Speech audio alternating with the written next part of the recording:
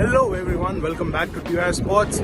We're trying something different today. We are going to watch a Big Bash game at the Marvel Stadium. It starts at 7:15 in the evening. So let's see what the fuss is all about, how it compares with the IPL. It's still a holiday time here in Melbourne. Everyone is soaking in the Christmas and festivity vibes. Let's see how many of them actually turn up in the stands to support their favorite side today.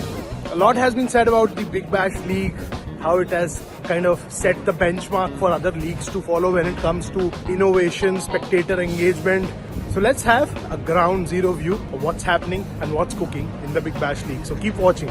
As you can see, when the MCG is busy, they use the Marvel Stadium for Big Bash games. And just like the MCG, even this is very well connected with the train network. You have trams very close, and you have the Southern Cross railway line where you can use your MyKey card. It's a $6 card which you need to get, and on that you can top up any much amount you wish to. $6 Australian, I mean to say, which is like how much? About $350, if I'm not wrong. $325 to $350 depending what the exchange rate is. And this is the entry of the Marvel Stadium. Look at it. It's just like nestled between the mall and still very much buzzing. You would imagine that people are heading to the game, but they clearly aren't. They're using it as a crossing to get to the other side of the street, and they're pretty much chilling. So let's get inside. 23rd December. We already can see the branding for Perth Scorchers right up there. There you go. Let's get closer and closer and closer. So it's the Marvel Stadium, a multi-purpose venue, and that's what the beauty of Australian stadiums is. There you go. So as you can see, people are already in fact queuing up. Still 1 hour left before the start of the game. It's very organized, no chaos whatsoever. You're allowed to carry your bags, your water bottles. Not much strictness on that front. That's not what happens in the IPL, right? You're frisked, you can't carry coins, you can't carry water, but everything goes there.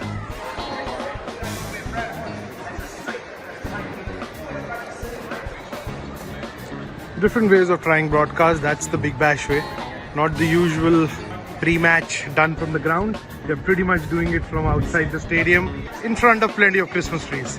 That's Big Bash for you.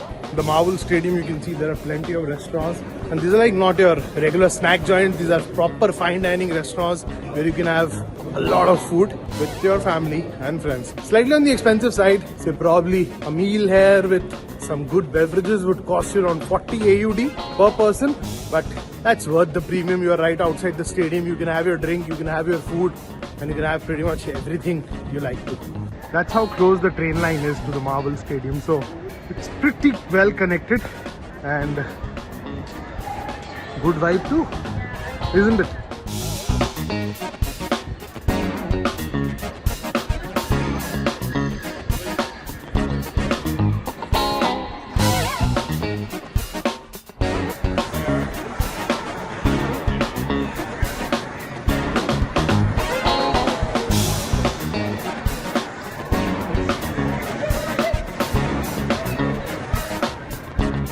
So the Marvel Stadium, which is hosting this match between Melbourne Renegades and Perth Scorchers, this is a multi-purpose facility. It has a capacity of over 50,000 and you can play football, rugby, Australian football and cricket. The outfield looks very lush, very green. They have the drop-in pitches in place. They have a giant slide placed there. There's an open net area with mobile net separators, so to say. A lot is happening. This feels like a proper vibe. And you can have chips for $4. You can add a beverage to that. Not that expensive as well. And you're getting a car park for just $37 right under the stadium. And yes, the biggest thing, it's closed. The roof of the stadium is closed. I'll share some pictures for you guys to see. The roof is closed. So this is going to be my first experience of watching a match where the roof is shut. I haven't seen that before. There has been a lot of talk around that, but let's see how it feels like, whether it's humid, whether it's suffocating. But so far, feels very good to watch cricket match with the roof closed. It's like the Middle East thing, and we headed out for a quick bite.